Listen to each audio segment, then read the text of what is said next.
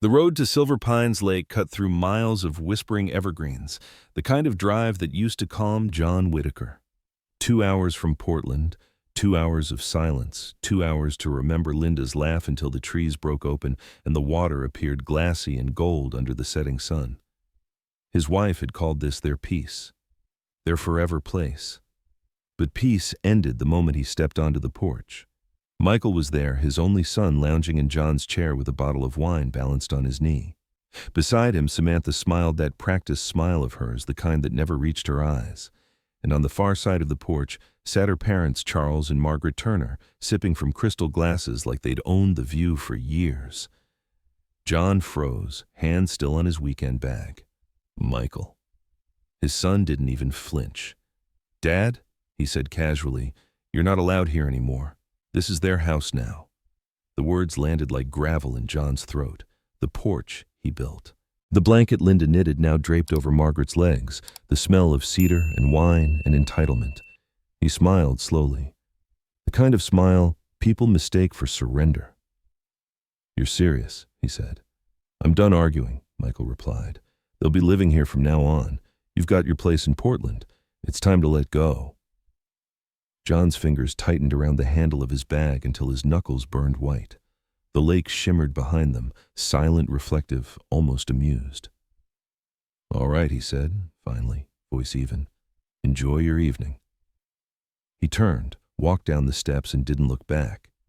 But as the gravel crunched under his shoes, he whispered to himself, "They will never forget this day. Would you fight for what's yours, even if it means fighting your own son?" The drive back to Portland felt longer than 2 hours. The highway hummed beneath the tires, steady and indifferent, as if it hadn't just watched a father get exiled from his own porch. The dashboard clock glowed past 9 when John finally turned into his quiet neighborhood. Every house was dark except his, a single porch light burning, the one Linda had insisted should never go out. A home should never greet you in darkness. She used to say that, smiling over her shoulder while locking the front door. Now the light looked more like a memorial flame than a welcome.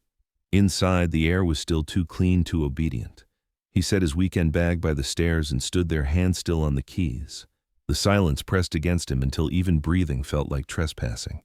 He made coffee not because he wanted any, but because he needed something to do that didn't involve thinking. The bitter smell filled the kitchen, sharp and grounding. He carried the mug into his study, sat in the old leather chair that had molded to his shape over years of late nights and half-finished blueprints. On the bookshelf, a framed photo of Linda caught the lamplight, her hair turned to copper by the sun, the lake stretching behind her. He stared at her face until the words started forming in his head the same way they had when he was sketching designs, slow, deliberate, one line at a time. How did I raise a son who thinks taking is the same as deserving? The phone buzzed on the desk. A text from Michael. "We've decided the lake house will be theirs permanently.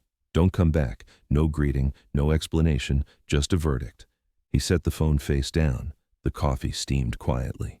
The room seemed smaller, as if the walls leaned closer to hear his reaction. But there wasn't one, no shouting, no curse, just the faint tick of the clock above the desk. For 3 years since Linda's passing, John had made a religion of silence. Saying yes when it wasn't convenient. Writing checks without hesitation, showing up when asked, disappearing when not. Every concession was an act of devotion, not to Michael exactly, but to what was left of family. Now, staring at the phone, he realized silence hadn't preserved anything. It had only taught his son that boundaries were optional. He went to the window and looked out at the dark street. His reflection in the glass looked older than 68, lined not by time, but by patience that had gone unrewarded. Somewhere between Linda's funeral and tonight, he'd let the word father turn into wallet. The rain started just after midnight, tapping gently against the window panes. It was the kind of sound Linda used to call thinking weather. He picked up a pen from the desk, flipped open a yellow notepad, and wrote a single line. "They will never forget this day." He looked at the words, then underlined them twice. Not as a threat, as a plan.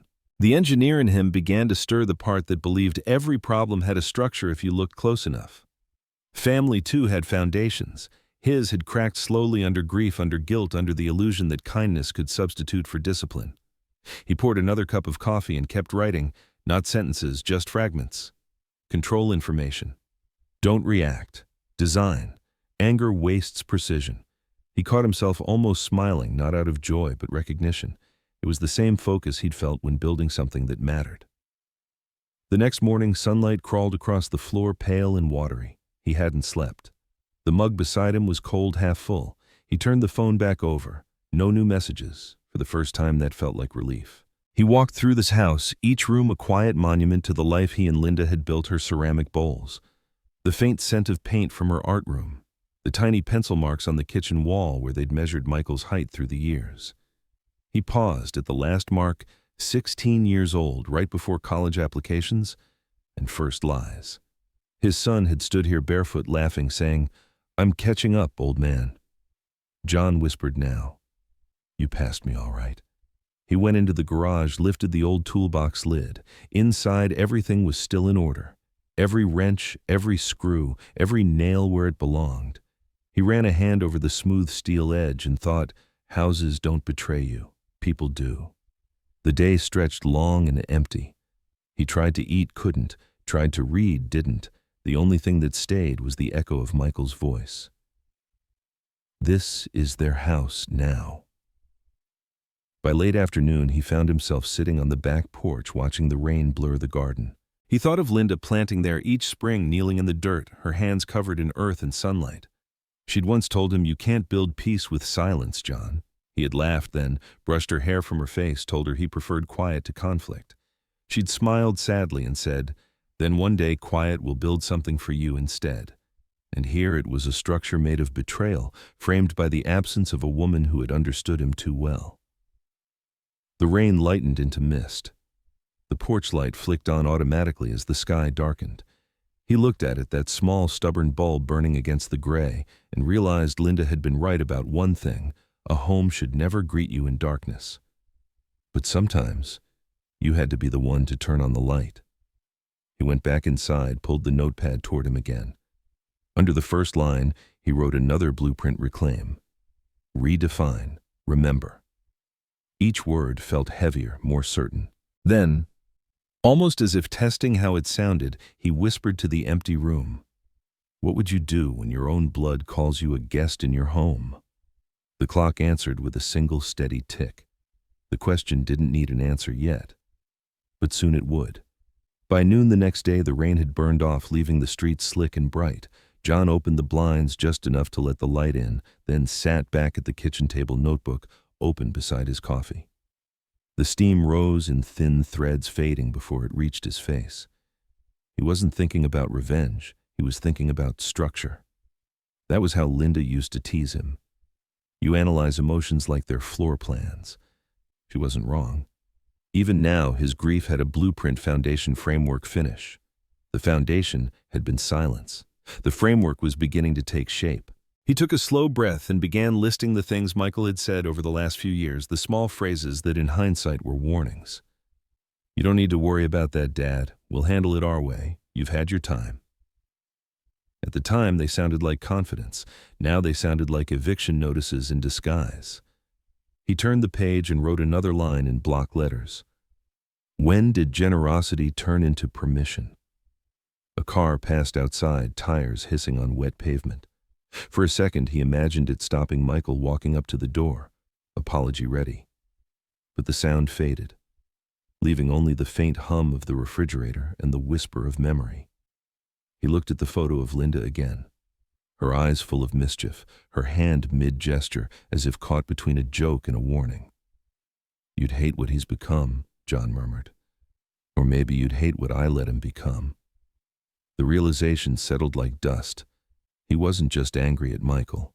He was angry at himself for teaching his son that love was something you could buy in monthly installments. He stood and walked to the back door. The garden still glistened with rain, the earth dark and rich. He imagined Linda kneeling there, glove-soaked, humming under her breath. That image was the closest thing to peace he had left. But peace was no longer the goal. Stability was. He returned to the table pen hovering above the paper and wrote, Step 1, stop reacting. Start building. Step 2, protect what's left. Step 3, make them remember. Each word steadied him. By evening, he'd cleaned the house top to bottom, not out of necessity but ritual. He dusted the bookshelves, straightened the frames, repaired a loose cabinet hinge. Every small act reminded him that creation was still within reach. Control wasn't gone, it was merely misplaced. When the last of the daylight faded, he sat in his recliner legs, aching eyes tracing the outlines of the familiar room. The world outside had moved on, loud and careless, but inside these walls, order remained. He sipped the last of his cold coffee and whispered to the empty house, "It's not over. Not yet." And in the faint hum of the refrigerator and the creak of settling wood, it almost sounded like the house whispered back. The first year after Linda's funeral, the house had felt too big for one person and too small for grief. Michael came often, then dropping by on Sundays, eating the leftovers John pretended not to make for him. They'd sit at the table, the silence between them stitched together by half-hearted conversations about work weather, anything but Linda. Back then, John mistook presence for connection. He thought if he kept saying yes, the distance would shrink. When Michael mentioned his student loans, John wrote the first check without hesitation. When the old car broke down, he bought a new one before Michael had even asked for help. When the wedding approached, he covered everything: venue catering, even Samantha's designer dress, because Linda would have wanted it that way. That phrase became his excuse for everything. Linda would have wanted me to help. Linda would have wanted peace. Linda wouldn't want me to fight with our son. Each justification felt noble at first, like keeping her spirit alive through kindness. But kindness repeated without boundaries turns into currency. And currency runs out. By the second year, visits grew shorter. Michael's tone hardened. He'd stopped asking politely and started assuming. "Dad, you can handle this, right? You've always been good with money. You don't even use that house much." John heard himself agreeing before realizing he'd spoken. The habit of surrender was quicker than thought. Once, after wiring another temporary loan for the condo deposit, he found himself standing in the garage staring at his reflection in the truck window. His face looked like someone's accountant, not someone's father. He'd become a ledger of generosity, every line another withdrawal from self-respect. He remembered one night years ago when Linda was still alive. She'd sat cross-legged on the floor, sorting through receipts for their renovation project. She'd laughed at his tendency to keep every invoice, even for nails. "You can't teach gratitude with money." "John," she'd said, eyes bright behind her glasses, "you just rent it." He'd chuckled, then told her she worried too much. Now the memory hit like prophecy fulfilled. He could see it clearly, the gradual erosion of family, not through arguments, but through transactions. Every gift had come with invisible interest, and the debt had matured into entitlement. By the third year, even phone calls had become businesslike. Michael no longer asked, "How are you?" only, "Can you?" John started answering those calls less. Each one left him smaller, like a room losing light bulb by bulb. When Samantha's parents entered the picture, well-dressed, polite, carrying the smug ease of people who never paid for their comfort, John had known where the story was heading. He just hadn't expected the final insult to come on his own porch. Now, looking back, it made perfect sense. He'd trained his son to believe that taking wasn't theft, it was inheritance in advance. He leaned back in the chair, eyes on the ceiling where shadows moved like slow water. The air smelled faintly of rain and old coffee. Somewhere in the house, a floorboard creaked, a small hollow sound that made him think of echoes and mistakes. He spoke quietly, not to anyone, but to the space Linda had once filled. "I thought I was keeping the family alive. Turns out I was just funding its decay." The words hung there, steady, unflinching. He reached for the notepad on the desk. The top page still read, "Blueprint, reclaim, redefine, remember." He traced the words with his fingertip, feeling their edges like grooves carved into the future. Then he added one more line beneath them, "Time to stop paying for peace." And with that, the backstory ended, not in guilt, but in clarity. The phone rang just after 6 p.m. John was in the kitchen rinsing a plate from the small dinner he'd barely eaten. The water ran warm over his hands when he picked up, balancing the receiver against his shoulder. "Dad." Michael's voice was clipped, confident. "We've decided the lake house is going to belong to Samantha's parents permanently." John didn't speak right away. He watched the water spiral down the drain, the sound louder than it should have been. "Come again?" "You heard me. It just makes sense. They need a stable home and you barely go there anymore." He turned off the tap. You don't own the lake house, Michael. You can't give it away. I can when it's the right thing to do. John let out a quiet laugh, not amused, just hollow. The right thing. For who? For all of us. They've been struggling. You've got your place in Portland. You're older now, alone. It's not like you're hosting anyone up there. That word alone landed like a nail driven slow. 3 years ago, that line would have broken him in half. He'd have apologized, softened, offered something else to keep the peace. But tonight, the quiet around him felt different. He could hear the hard edge of his own patience scraping against it. Older, yes, he said evenly. Alone, not quite. I've still got a few things that belong to me. The house, for instance. Michael sighed like a teacher correcting a stubborn student. You can't say no to me on this, Dad. It's already done. They're moving in next weekend. John's voice dropped an octave calm enough to scare. No. Silence. Then Michael's tone sharpened. Don't make this harder than it needs to be. You'll just embarrass yourself. For years, John had done everything in his power not to embarrass himself in front of his son. Tonight, for the first time, he realized the embarrassment was Michael's to carry, not his. I'm done talking about this, John said quietly. You think you can stop it? You can't. He hung up. For the first time in his life, he ended the call first. The click echoed like a hammer strike. He stood there for a long moment, the kitchen dim except for the light above the sink. His reflection in the window stared back older, steadier. The shame that had once bent his spine straightened into something colder resolve. He rinsed the soap from his hands, dried them on a towel, and looked toward the darkened hallway. All right, he murmured. We'll build this your way. That night he didn't sleep. The ceiling above him became a blueprint of time. Monday. Tuesday, Wednesday, Thursday. Saturday. Michael's words repeated in his head. They're moving in next weekend. He saw it not as a threat but as a deadline, and every deadline could be met with a plan. By 2 a.m. he was at the kitchen table again, a legal pad, open pen scratching slow and deliberate. Options legal defense talked to David Kim. Lock and key changes too aggressive too soon. Surveillance. Psychological deterrent. He stared at the words until one of them made him smile, that rare, dangerous smile that came from precision, not joy. Psychological deterrent. It wasn't revenge he wanted. It was recognition.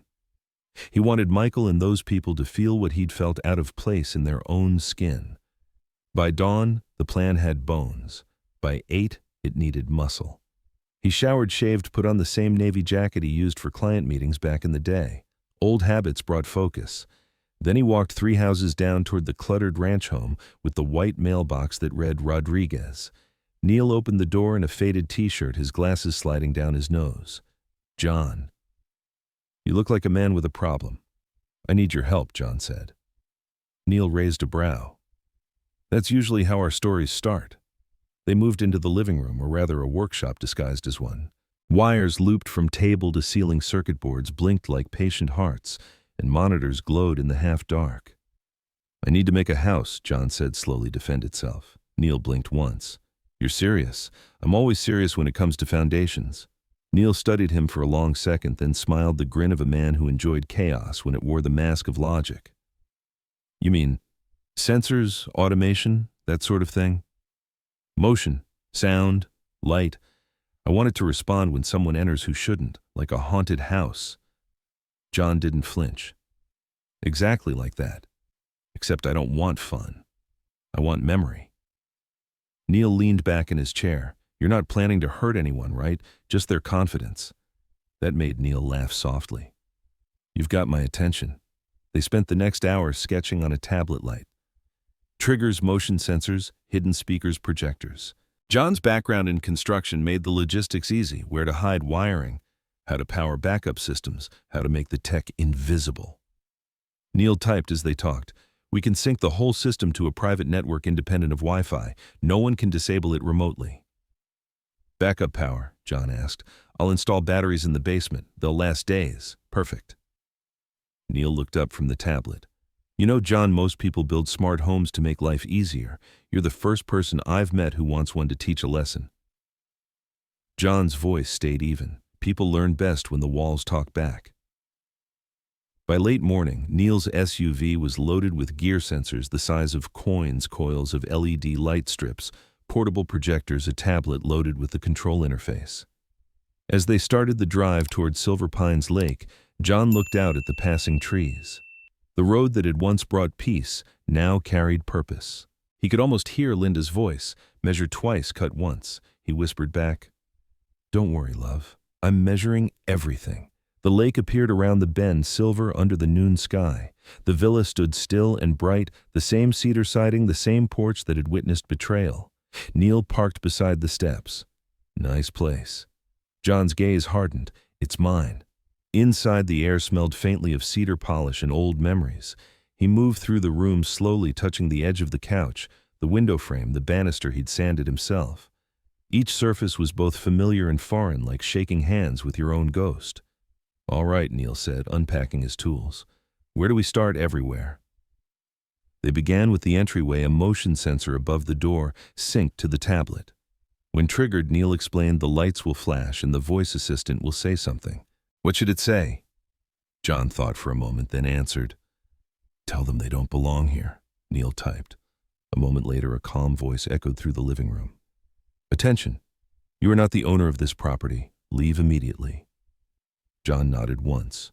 Good. They moved from room to room, installing equipment like surgeons. Upstairs, Neil mounted projectors to cast slow-moving shadows across the hallway. In the kitchen, sensors connected to the faucets and shower valves. Speakers hid behind bookshelves, under chairs, inside vents. When the last wire disappeared into the walls, Neil looked around and grinned. "You know, it doesn't look any different." "That's the point," John said. "Real fear isn't seen, it's felt." Outside, the light had turned to amber. The lake shimmered like a sheet of glass catching fire. John stood at the porch rail, staring out at the reflection. "They thought they could move in," he said quietly. "Let's see if they can stay." By mid-afternoon, the system was finished. Neil ran one last diagnostic, the tablet in his hands glowing with maps of invisible circuits. Each sensor blinked green on screen, alive and waiting. "It's all synced," he said. "Motion, sound, light. Everything talks to everything else. Once you arm it, even a fly will set it off." John stood in the center of the living room, the same spot where Michael had once stood, declaring ownership. Now the room belonged to silence again, though even that felt programmed. "Good," John said. "Let's keep it that way." They tested it once more. Neil waved his arm across the entryway and the entire house responded. The lights strobed red, a cold artificial pulse. The voice assistant cut through the air, calm but unyielding. "Attention. Unauthorized occupants detected. Leave immediately." Then came the layered whispers John had requested, subtle, almost human. "You shouldn't be here." John closed his eyes. The sound crawled across the back of his neck like a memory trying to return. "That'll do." Neil shut down the sequence and packed up the tablet. "You're sure you want to go through with this?" "I'm not hurting anyone," John said. "I'm reminding them." Neil nodded slowly, like a man who understood more than he wanted to. "Then let's make it unforgettable." They finished by sunset. The house looked untouched, every wire hidden, every secret buried in plain sight. Standing on the porch, John locked the door, slipped the new master key into his pocket and whispered, "Now it's ready to answer." Saturday arrived crisp and bright. At 1:45 p.m., John sat in his Portland study, the control tablet glowing beside him. The camera feeds streamed in small squares across the screen, entryway, living room, kitchen, upstairs landing. Each still image hummed with expectation. At exactly 2:02, a dark SUV appeared in the driveway feed. Michael drove. Samantha rode shotgun, her sunglasses perched like armor. In the back seat, Charles and Margaret leaned forward, eyes bright with ownership. They stepped out as if arriving at a vacation rental. Laughter, chatter, entitlement. John watched through the camera's mic as gravel crunched under their shoes. Charles pointed at the front steps. "Beautiful place. Smells like cedar." Margaret smiled. "Finally, somewhere peaceful." Michael carried 2 suitcases, his movements easy, confident.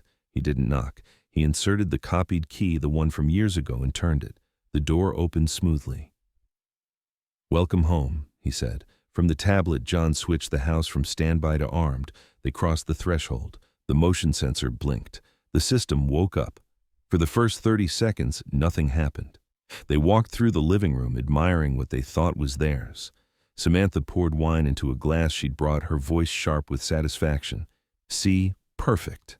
I told you it felt right." Then the air shifted. The lights flickered once, then again faster, red, blue, white like lightning trapped inside. Charles frowned. "What the hell?" The voice assistant filled the room, calm but resonant. "Attention. You are not the owner of this property. Leave immediately." Margaret gasped. "Is this a joke?" The kitchen faucet exploded to life, water roaring into the sink.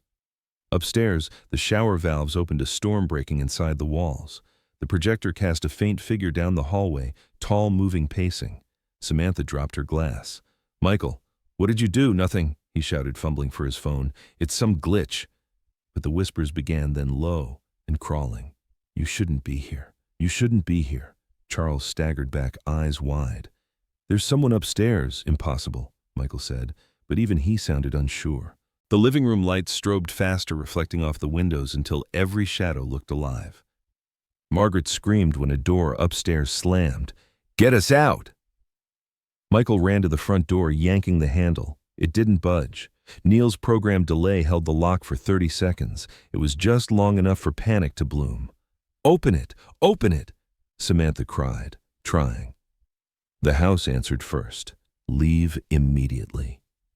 When the lock finally released, the door flew open, spilling daylight across their faces. They bolted, stumbling down the steps, tripping over each other, gasping like survivors. From his study, John watched the SUV's taillights disappear down the drive. The house fell quiet again.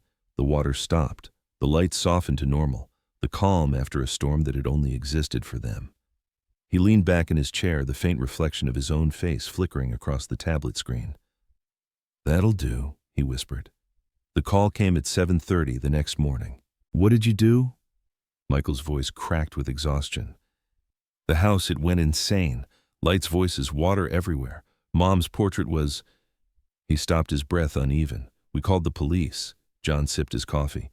"And they found nothing wrong. Said it was a malfunction." "Well," John said lightly, "then I suppose that's a relief. Don't patronize me." This was deliberate. You did something. "Michael, I was home all night, 2 hours away. How could I possibly control a house from here? You hired someone to do what? Build a haunted villa?" John's tone softened to something dangerously calm. "You sound ridiculous." There was a pause, the sound of someone realizing they'd walked into their own trap. "This isn't over," Michael said finally. "I never said it was." He ended the call before Michael could answer. The room was silent except for the faint hum of the tablet. He turned the screen back toward him. The villa's cameras showed stillness, empty halls, clean counters, sunlight drifting through curtains. A house that had no guilt, only memory. John folded his hands. "You learned, didn't you," he said to the image, "who belongs and who doesn't." For a moment he thought he heard something, a faint click from the speakers, like a sigh. Outside in Portland, the first leaves of autumn were turning gold. He watched one drift past the window and smiled. It wasn't victory he felt. It was equilibrium. Would you call it revenge or justice if the house itself spoke for you? By Tuesday afternoon, the quiet was starting to amuse him. John had spent the morning reviewing blueprints from an old construction job, not because he needed to, but because the straight lines and measured angles reminded him of logic, of control. When his phone buzzed again, the name flashing on the screen made him smile. Michael. He let it ring twice before answering. "Dad." "This is getting absurd," Michael said without greeting. "We can't even open the damn house. The locks are dead. You tried again yesterday. And today, I brought a locksmith." John leaned back in his chair. "And the guy said the system's too advanced, biometric scanners, backup power, some kind of closed circuit he's never seen before. He couldn't even take the panel off." "How inconvenient," John murmured. "This isn't funny," Michael snapped. "You're going to pay for the damage when we have to break in." "Break in," John's tone sharpened just enough. "Is that what you call entering a house that doesn't belong to you?" There was a pause, the kind that meant truth had hit something solid. Michael exhaled hard. "You've changed. You used to be reasonable. I used to think you'd earned that reason," John said. "Seems I was wrong." He could hear Samantha in the background, her voice rising brittle with panic. "Just sue him, Michael. He can't lock us out forever. John smiled faintly. You might want to tell her he said that forever is a long time to wait outside. He hung up before hearing the reply. Outside, a wind had picked up, shaking the maple leaves against the window. He turned back to the tablet. The villa's cameras were still active. Through the feed, he saw movement, the locksmith's truck pulling away. Michael standing by the porch, phone in hand, staring at the house that refused him. John zoomed in. Michael's reflection shimmered faintly in the glass of the locked door, pale, uncertain. For the first time, he looked like the child John remembered, not the man who had tried to erase him. Learn from it, John whispered. The house isn't the only one that remembers. He closed the feed, shut the tablet, and finally let the room fall silent. John has reclaimed control, quietly, rationally, without ever lifting his voice. The war has shifted from property to principle. The morning light slanted through the blinds like thin blades cutting through the quiet. John sat at the kitchen table, the same place he'd written every plan, every list, every version of self-control. The coffee had gone cold in front of him, untouched. He didn't feel victorious. He felt level. The house was quiet. Even the refrigerator hummed softer than usual, as if the walls had absorbed his calm. There had been no more calls since Tuesday. No more pounding on his phone. Just silence, the kind that didn't ache anymore. He realized that what he'd built wasn't revenge, it was balance. The villa had simply returned his dignity brick by brick, wire by wire. He walked to the window. Outside, the trees shimmered gold, their leaves falling slow and soundless. The world didn't care about family wars or moral victories. It only knew how to turn seasons. A knock came at the door. Neil stood there, a tool bag slung over one shoulder, the faint smell of solder and coffee clinging to him. "Morning, engineer," he said with a half grin. John opened the door wider. "You're early. Couldn't sleep. Thought I'd bring your gear back." Neil stepped inside, setting the bag by the entryway. "So," he said carefully, "did it work?" John's mouth curved in the smallest of smiles. It reminded them who built it. Neil nodded, but his tone was cautious. "You scared them, John. That kind of fear, it lingers." "I know," John said. "That's why it works."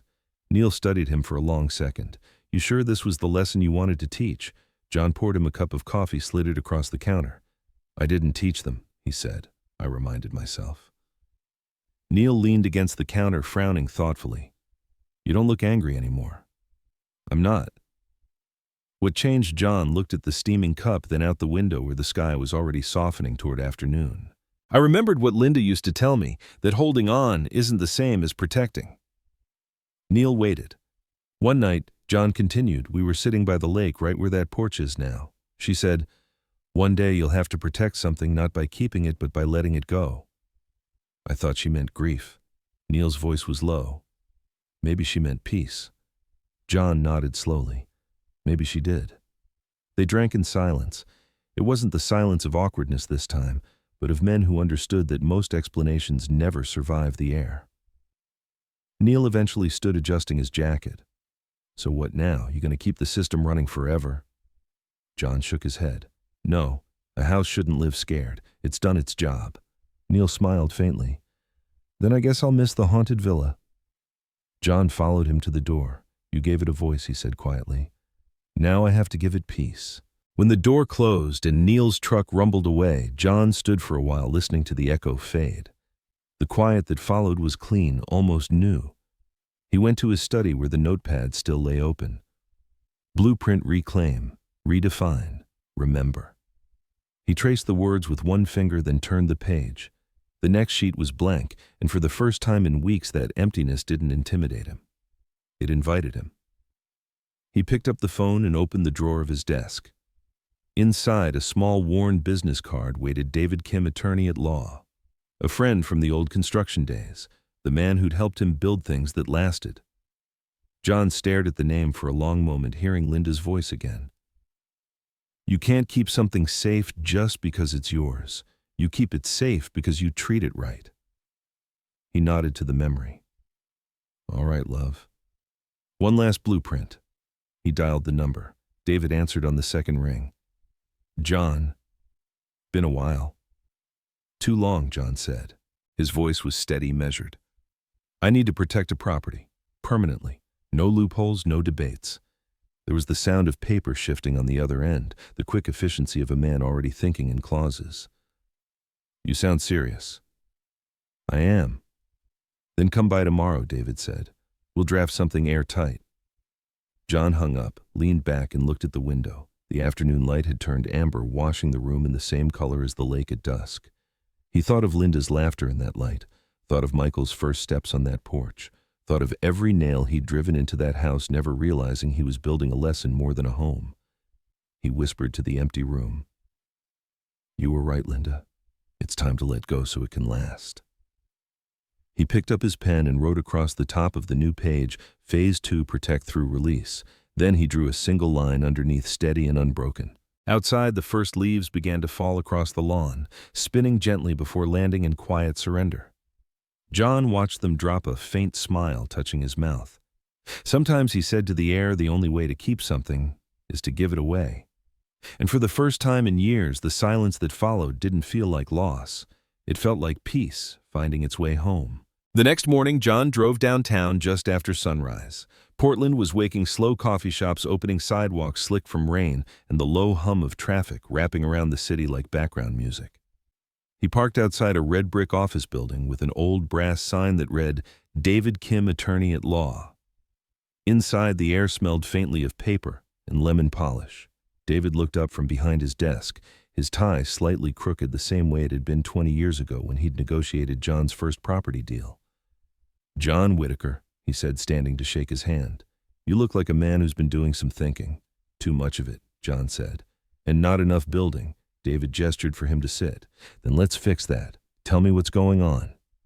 John told him everything, not with the fire of accusation, but with the precision of a man filing blueprints. The betrayal, the eviction, the haunted villa. David listened without interrupting, pen moving across a yellow pad. When John finished, there was a long pause. Do you want revenge? David asked quietly. Protection. John looked out the window at the pale morning light reflecting off the wet pavement. I want permanence, something they can't touch. Not my son, not the law, not time. David nodded. Then we go structural. You transfer the property out of your name, an irrevocable trust or a charitable donation. Both are airtight if we do them right. John leaned forward. Charity. Any particular one? Yes, he said. Harbor Haven Initiative. Linda used to volunteer their retreats for veterans' families healing from loss. She wanted to donate the villa someday. David raised a brow. That's poetic. And clean. Once it's signed and recorded, no one can contest it. Perfect, John said softly. She'd like that.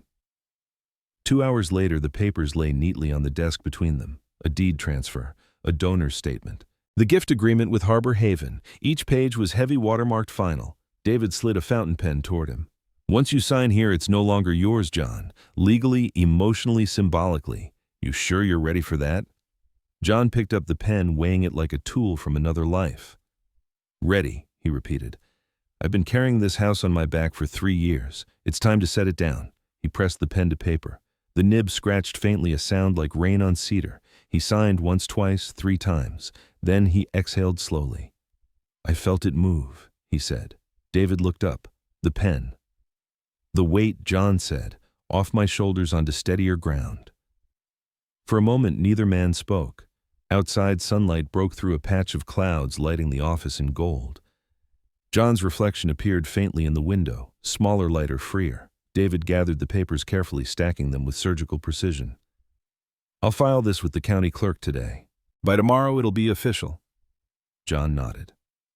Thank you, David. You did the hard part, David said. Peace isn't passive, John. Sometimes it's paperwork. That made John smile.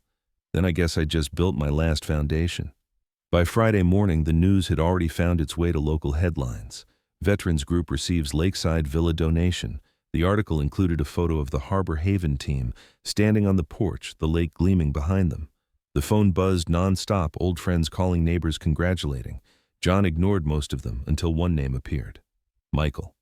He stared at it for a moment, then answered, You gave it away. Michael's voice trembled with anger. To strangers. To people who'll respect it, John said. You destroyed this family. No, John replied evenly. You did that when you stopped remembering who built it." There was silence on the line, long, raw, wordless. Then Michael hung up. John set the phone down beside the newspaper clipping. The photo of the lake house stared back at him. Same porch, same view, different life. He reached for Linda's picture on the shelf and placed it beside the headline. "It's yours again," he murmured. The late afternoon light poured through the blinds, laying gold stripes across the papers still drying on his desk. He sat quietly, tracing the edge of one document with his finger, feeling the embossed seal beneath his touch. For years he'd thought strength meant holding on. But this letting go felt like the first honest act of ownership he'd made since she died. He whispered to the empty room, "Let them think I've lost something. I know what I've kept." And for a moment, the air seemed to shift the way it used to when Linda walked past him humming. He leaned back, exhaled, and looked around the quiet office. Nothing moved except the light. In that stillness, he understood he hadn't just protected a house. He'd rebuilt himself. A month later, the lake looked different.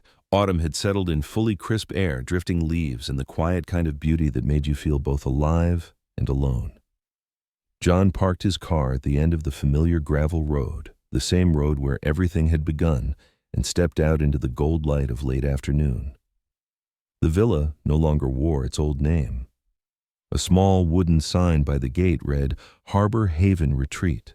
Fresh paint trimmed hedges, wine chimes whispering softly above the porch. It no longer looked like his house, and that was the point.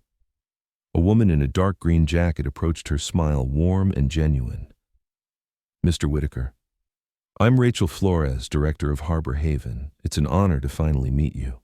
John shook her hand. "The honor's mine. You've done a fine job." "We're still settling in," she said, handing him a small plaque wrapped in paper.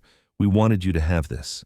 He peeled back the brown wrapping. "Given in memory of Linda Whitaker, may this home be a quiet kind of healing." The words caught in his throat. "She'd have liked that," he said softly. Rachel smiled. "Then we've done it right." She touched his arm lightly, then left him by the lakeside to find his own quiet. John walked down the familiar path to the dock. The boards creaked under his weight, same as always. He sat on the old bench, the one he'd built years ago with Linda, and watched the water mirror the fading skissé. That was when he heard footsteps behind him. Slow. Hesitant, he didn't turn until the voice spoke. "Do you hate me?" Michael stood a few feet away, hands in his pockets, face drawn and older than it should have been. The anger was gone, replaced by something else, shame maybe, or exhaustion. John looked back at the lake. "No," he said, "but I stopped letting you make me small." Michael exhaled, staring at the water. "I don't know what to say." "You don't have to," John replied. "You just have to mean it when you do." For a long moment, only the wind spoke between them, rustling the reeds. Michael finally nodded, his voice almost a whisper. "I'll talk when I can call you Dad again." He turned and walked back up the path, his footsteps fading into the rustle of dry leaves. John didn't follow. He just watched the reflection of his son's figure dissolve in the ripples, the way guilt sometimes dissolved into something quieter. The first lights came on inside the house, warm, steady, alive. Somewhere in the distance, a wind chime sang a note that sounded almost like laughter. John smiled faintly. "Some houses hold memories," he murmured. "Some hold lessons." He glanced at the soft glow spilling from the windows and added, "And this one finally learned how to speak for itself." The sun slipped below the trees, turning the water to glass. Voices fade, but guilt echoes louder. Would you forgive if the echo came from your own blood? If this story reached you, take a moment for yourself tonight. Drink some water, breathe, call someone you miss. And if you'd like more stories like this about family choices and echoes that never fade, please like this video, share your thoughts in the comments, and subscribe to Echoes of Betrayal. Your voice helps these stories keep living.